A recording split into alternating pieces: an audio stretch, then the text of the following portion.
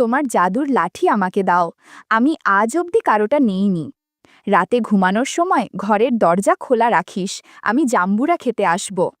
নারকেল তেলের বোতল আর বিদেশি বেলুন সাথে এনো, না হলে সমস্যা হবে। রাতে আমি ব্লাউজ আর পেটিকোট পরে ঘুমিয়েছিলাম। সেদিন রাতে যা হলো তা কোনো দিন ভুলব না। আমি তিতলি, বয়স ৩৭। আমি বর্তমানে এক গৃহবধূ। আমি এক একান্নবর্তী পরিবারের বউ, কিন্তু আমি ছিলাম আধুনিক মনোভাবের মেয়ে। আর আমার এই মনোভাবের জন্য আমি আমার দিদিকে ধন্যবাদ জানাই। আমার দিদির জন্যই আমি অনেক কিছু জেনেছি। সেই সময় আমি ক্লাস 9-এ পড়ি এবং আমার দিদি উচ্চ মাধ্যমিক পাশ করে কলেজে ভর্তি হয়েছে। আমাদের বাড়ি কলকাতা থেকে বেশ কিছুটা দূরে, এক মফস্বল শহরের সংলগ্ন এক ননু গ্রামে। আমাদের পরিবারের তখন প্রচুর জমি জায়গা ছিল এবং তার সাথে সাথে আমার ঠাকুরদার একটি বিশাল চালের আড়ত ছিল সেই মফস্বল শহরে। আমার ঠাকুরদার 4 ছেলে এবং 1 মেয়ে। আমার বাবা ঠাকুরদার তৃতীয় ছেলে, মানে আমার 2 জ্যাঠা ও 1 কাকা এবং 1 পিসি আছে। আমার বড় জ্যাঠুর 2 সন্তান, আমার বড়দা এবং আমার বড়দি। মেজ জ্যাঠুর 1 ছেলে, আমার মেজদা। আর আমার বাবার 2 মেয়ে, আমি আর আমার দিদি। ছোট কাকুর 1 ছেলে, নাম বিশু। এবার মূল গল্পে ফেরা যাক।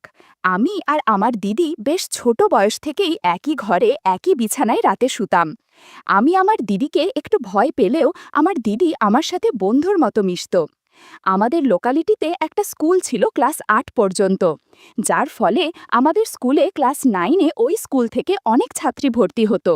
আর হ্যাঁ, ওই স্কুলটা ছিল কোয়েড, মানে ওখানে ছেলে এবং মেয়েরা একসাথে লেখাপড়া করত। আমি যখন ক্লাস 9-এ উঠি সেই বছরও অনেক ছাত্রী ভর্তি হলো আমাদের স্কুলে। এর মধ্যে আমার বেস্ট ফ্রেন্ড অনিতার সাথে দেখলাম পাপিয়া বলে নতুন আসা একটা মেয়ের খুব ভালো বন্ধুত্ব হয়ে গেছে। আমি, অনিতা আর পাপিয়া ধীরে ধীরে বেশ ভালো বন্ধু হয়ে গেলাম। পাপিয়া বলল যে আগের স্কুলে একটা ছেলের সাথে ঘনিষ্ঠ হয়েছে। আমি আর অনিতা প্রথম পাপিয়ার কাছেই গল্পের বই দেখি, যেটাতে ভিন্ন রকমের মন মাতানো গল্প থাকত।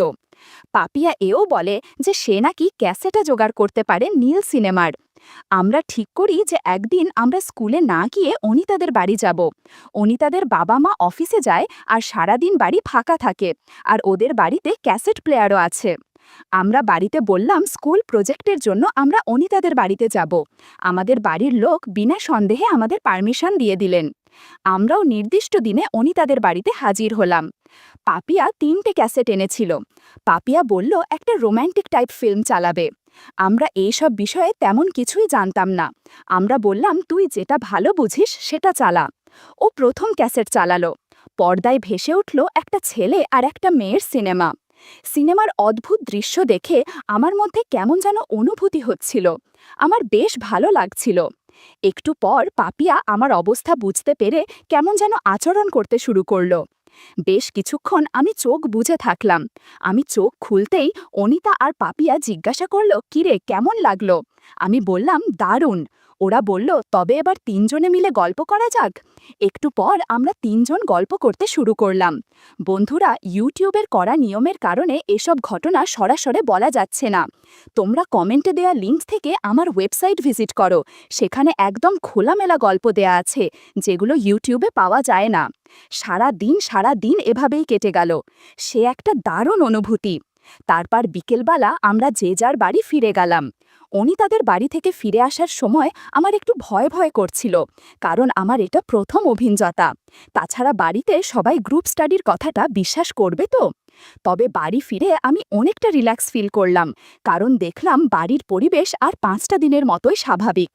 তবে দেখলাম আমার দিদি শেলি বাড়ি ফিরেছে। দিদি কলেজে ভর্তি হবার পর সেখানে হোস্টেলে থাকে, তবে সামনে কি একটা লম্বা ছুটি আছে, তাই ছুটি কাটাতে এসেছে। আমি নিজের ঘরে গিয়ে বিছানায় শুয়ে পড়লাম। আমি এসেছি দেখে দিদি আমাদের ঘরে এলো। আমাকে দেখে বলল, কিরে তিতলি, এসেই শুয়ে পড়লি যে, শরীর খারাপ নাকি? আমি বললাম না, এমনি। সে বলল, জানি না বাপু কি গ্রুপ স্টাডি করে এলি যে এত টায়ার্ড হয়ে পড়লি। আমাকে চাইলে সত্যিটা বলতে পারিস, আমি কাউকে কিছু বলবো না। আমি প্রসঙ্গটা এড়িয়ে যাবার জন্য বললাম, না না, এই একটু মাথা ধরেছে তো তাই। দিদি আমার পাশে বসে বলল, ন্যাকামি না করে সত্যিটা বল, ওরকম গ্রুপ স্টাডি আমি অনেক করেছি, তোর মুখ চোখ দেখে আমি বেশ আন্দাজ করতে পারছি। আমি বুঝলাম ধরা পড়ে গেছি। দিদির কাছে সব সত্যিটা ধীরে ধীরে বললাম। দিদি সব শুনে বলল, রাতে রেডি থাক, তোর জন্য সারপ্রাইজ আছে। রাতে খাওয়া দাওয়ার পর আমি আর দিদি শুতে গেলাম। দিদি ঘরে এসে দরজাটা লক করে দিল আর আমার কাছে এসে বলল, আজ আমার বোনটা বড় হয়ে গেছে। দিদি খুব সুন্দর একটা পারফিউম মেখেছিল। আমি সুন্দর গন্ধটা শুঁকতে থাকলাম। দিদি বলল, দাঁড়া, তোকে একটা জিনিস দেখাই। এই বলে উঠে গিয়ে নিজের সুটকেস থেকে একটা নকল জাদুর লাঠি বার করল। আমি এসব আগে দেখিনি। অবাক হয়ে তাকিয়ে আছি দেখে দিদি বলল, এটা দিয়ে আমরা হোস্টেলে মেয়েরা মনের ইচ্ছা পূরণ করি। বন্ধুরা, তোমরা বুঝেছ তো কিসের কথা বলছি? এরপর দিদি জাদুর লাঠি দিয়ে জাদু দেখাতে লাগলো।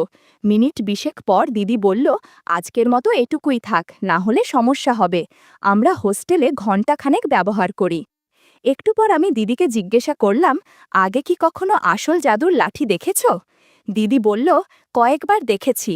তবে শোন, তুই তো জানিস অমরদা মানে আমাদের পিসির ছেলে আমার চেয়ে 2 বছরের বড় হলেও আমরা বন্ধুর মতো মেলামেশা করি। ঘটনাটা 2-3 বছর আগে ঝাপানের সময়ের। সেই বছর আমি আর মা গেছিলাম পিসির বাড়ি ঝাপান দেখতে। আমরা সবাই প্রায় 7-8 জন পিসির বাড়ি থেকে গেছিলাম ননুগ্রামের ঝাপানতলায়। আর ওখানে একটা বিরাট মেলা বসে। ননুগ্রামের সেই মেলায় সেবারে নাগরদোলা এসেছিল। আমরা সবাই নাগরদোলা চাপলাম। সেই দলে মা আর পিসিমাও ছিল। কিন্তু আমার মাথা ঘুরে গিয়ে বমি হয়ে যায় ওই সময়। আমি একটু সুস্থ হলে পিসিমা অমরদাকে দিয়ে আমাকে বাড়ি পাঠিয়ে দেয় এবং বাকিরা ওখানে মেলা ঘুরে দেখতে থাকে। আমি অমরদার সাথে বাড়ি ফিরছিলাম। শরীর দুর্বল ছিল, তাই আমি রাস্তায় হোঁচট খাই। প্রায় পড়েই যাচ্ছিলাম। অমরদা আমাকে ধরে ফেলে। এ সময় অমরদা একটা জাম্বুরা ধরে ফেলে। কি যে একটা অবস্থা বলে বোঝাতে পারবো না। আমি ওকে কিছু বললাম না। আমরা বাড়ি পৌঁছলে আমাকে অমরদা নিজের ঘরে গিয়ে বিশ্রাম করতে বলে। বাড়িতে আর কেউ ছিল না। আমিও চোখ বুজে শুয়ে পড়ি। খুব ক্লান্ত লাগছিল, তাই শুতেই আমার একটা ঘুম ঘুম ভাব এলো। আমি বেশ ঘুমিয়ে পড়েছিলাম। হঠাৎ আমার মনে হলো কেউ একজন আমার খুব কাছে আছে। চোখ খুলে দেখি অমরদা আমার পাশে বিছানায় বসে আছে। আমি সেদিন শাড়ি পরেছিলাম, ব্লাউজ একটু অগোছালো হয়েছিল, সেদিকে আমার খেয়াল ছিল না। অমরদা বলল, মেলায় নাগরদোলায় ওঠার পর থেকে তোকে অনেক ক্লান্ত লাগছে, ভাবলাম তোর একটু সেবা করি। আমি ছোটবেলা থেকেই অমরদাকে আমার ভালো লাগতো। আমি বললাম, ঠিক আছে, সেবা কর। আমার সম্মতি পেয়ে অমরদা ঘণ্টাখানেক আমায় সেবা যত্ন করল। মাঝে মাঝে ফল খেলো। কিছুক্ষণ পর বাড়ির সকলের ফেরার সময় হয়ে গেছিল। অমরদা আমাকে নিয়ে তার ঘরের সাথে লাগোয়া বাথরুমে নিয়ে গেল আর বলল, ফ্রেশ হয়ে নে, আমি ততক্ষণে ঘর গুছিয়ে নিচ্ছি।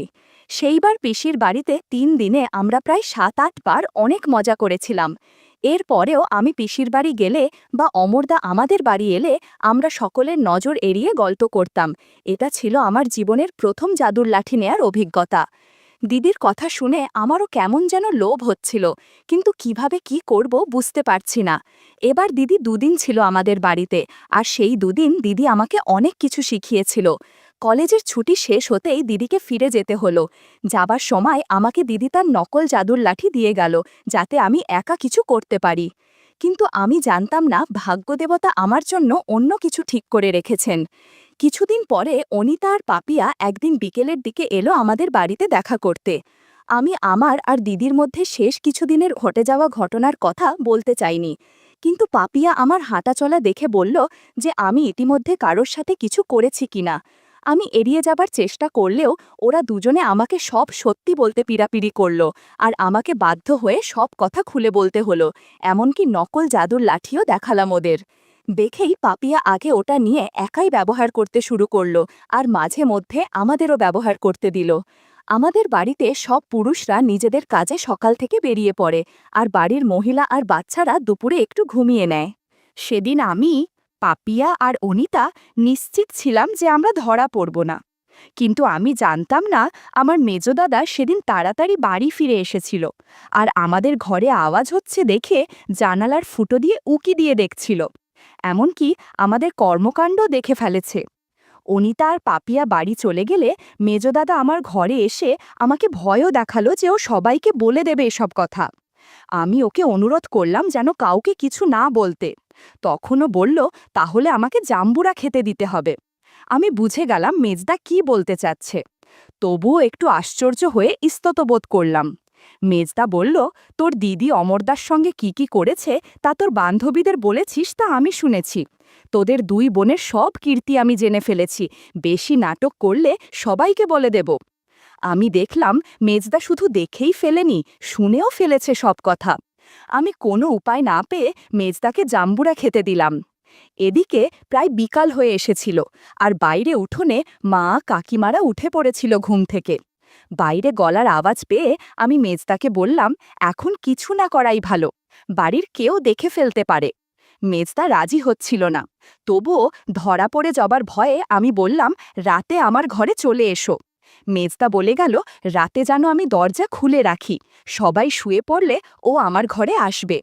সারা সন্ধে আমি পড়ার ঘরে বসে একটুও পড়ায় মনোযোগ দিতে পারিনি। আমার মেজদার কথা ভেবে খুব এক্সাইটেড ছিলাম। দিদি কলেজে ভর্তি হবার পর থেকে আমাদের ঘরের টেবিলটা ফাঁকা হয়েছিল, আর আমার ভাই আমার থেকে মাত্র 1 বছরের ছোট, তাই ও আমার সাথে পড়তে বসত। পড়তে পড়তে আমার অস্থির ভাব লক্ষ্য করে আমার কাছে কারণ জানতে চাইল। আমি কিছু না বলে এড়িয়ে গেলেও বেশ বুঝতে পারলাম কিছু একটাও সন্দেহ করেছে, কিন্তু আমার চোখের সামনে তখন শুধু মেজদার কথা ছাড়া আর কিছুই আমি ভাবতে পারছিলাম না। রাতের খাওয়া দাওয়া সেরে আমি আমার রুমে এসে বসলাম, আর খাবার ঘরে আমার আর মেজদার চোখে চোখে কথা হয়ে গেল। রাতের খাবার শেষে আমি আমার ঘরে অপেক্ষা করছিলাম। রাতে আমি ব্লাউজ আর পেটিকোট পরতাম। আসলে তখনও গ্রামের দিকে মেয়েদের নাইটি পরার চল এতটা ছিল না। এই অবস্থায় মেজদাকে একটা সারপ্রাইজ দেওয়া যাবে। আমি দরজাটা শুধু ভেজিয়ে দিয়ে আলোটা অফ করে নাইট ল্যাম্পটা জ্বেলে দিলাম। দরজাটা লক করলাম না। আমি শুয়ে শুয়ে মেজদার অপেক্ষা করতে করতে বুঝতে পারলাম আমার অদ্ভুত লাগছে। একটু পর আমার ঘরের দরজাটা দেখি খুলে গেল। আমি বিছানায় পড়ে রইলাম, যেন ঘুমিয়ে পড়েছি।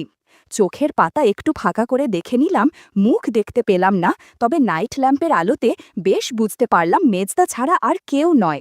মেজদা একটা কালো চাদর জড়িয়ে এসেছে, যাতে অন্ধকারে সহজে কেউ তাকে দেখতে না পায়।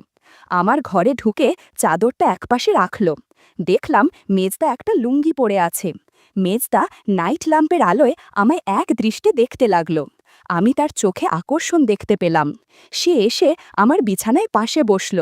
কিসের দিকে যেন তাকিয়ে আছে ঠিক বুঝতে পারলাম না। আমি যেন ঘুমিয়ে পড়েছি সেইভাবে শুয়ে রইলাম। মেজদা বলল, আমি জানি তুই জেগে আছিস। কথাটা শুনে আমি উঠে পড়লাম। দাদা বলল, আমি নারকেল তেল আর বিদেশি বেলুনে এনেছি। তোর সাথে প্রথমবার গল্প করব, তাই ভাবলাম এগুলো নিয়ে আসি। এগুলো ছাড়া অনেক ভালো লাগবে না। একটু পর আমরা গল্প করতে শুরু করলাম। বাড়ি ভর্তি লোকের মাঝে আমি চেঁচামেচি করছিলাম। মেজদা বলল, এত জোরে শব্দ করিস না, সবাই বুঝে যাবে। এই রাতে 40 মিনিটের মতো গল্প করেছিলাম। শেষ মুহূর্তে হঠাৎ দরজার কাছে খুট করে একটা শব্দ হতেই ঘুরে দেখি মেজদা দরজা লক করেনি, আর সেই দরজার সামনে দাঁড়িয়ে আমাদের ছোট ভাই বিশু দাঁড়িয়ে আমাদের দেখছে, আর নিজে নিজে কি যেন করছে। আমি একটু হকচকিয়ে গেলাম। এমন মুহূর্তে ও আশায় রাগ হলো প্রচণ্ড। আরেকটু পরে আসলেই বা কি ক্ষতি হতো। রাগের মাথায় ভাবলাম, ও যদি আবার কাউকে কিছু বলে দেয় তাহলে তো সমস্যা হবে। মেজদাকে বললাম, বিশুকেও আমাদের গল্পের আসরে সামিল করি, তাহলে ও কিছু বলতে পারবে না। আমি আস্তে আস্তে বিশুর সামনে গিয়ে বসলাম। অন্ধকারে কিছুই বুঝতে পারল না যে আমি ওর সামনে বসে আছি। আমার ছোঁয়া পেতেই ও ভয় পেয়ে পালাতে গেল, আর আমি ওকে বাধা দিলাম। বললাম, তোর লজ্জা করে না? এত রাতে আমার ঘরে ঢুকে কি করছিলি? আমি না তোর দিদি হই? ও পাল্টা দিল, তুই নিজের ঘরে মেজদার সাথে যা করছিলি তা খুব ভালো কাজ নাকি? বাড়ির সবাই জানলে কি হবে বলতো? আমি বললাম, কিন্তু বাড়ির লোককে কে বলবে? ও বলল, আমি যদি বলে দিই? আমি বললাম, তবে আমিও বলে দেব যে আমাদের দেখে ফেলেও সঙ্গে সঙ্গে বাড়ির সবাইকে না জানিয়ে তুই চুপচাপ দেখছিলি। আমার কাছে ন্যাকা সাজিস না। তুই বাড়ির লোককে জানাতে চাইলে আরও আগে জানাতিস। তোর মতলবটা কি বল? ভাই বলল, আমাকেও গল্প শোনাতে হবে। আমার একা ভালো লাগে না। একসাথে 2 জনের সাথে গল্প করতে পারবো ভেবে আমিও আর বাধা দিলাম। পালাক্রমে বিশু আর মেজদার সাথে অনেক গল্প করেছি রাতভর। ঘড়িতে তখন রাত 2:30 বাজে। ঘর অগোছালো হয়ে আছে, জামা কাপড় এদিক সেদিক ফ্লোরে পড়ে আছে। ওরা গুড নাইট বলে নিজের রুমে চলে গেল। এদিকে আমিও একটা ম্যাক্সি পরে ফ্রেশ হয়ে নিলাম।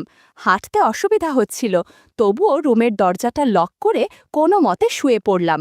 ক্লান্ত থাকায় তাই সহজেই ঘুমিয়ে পড়লাম।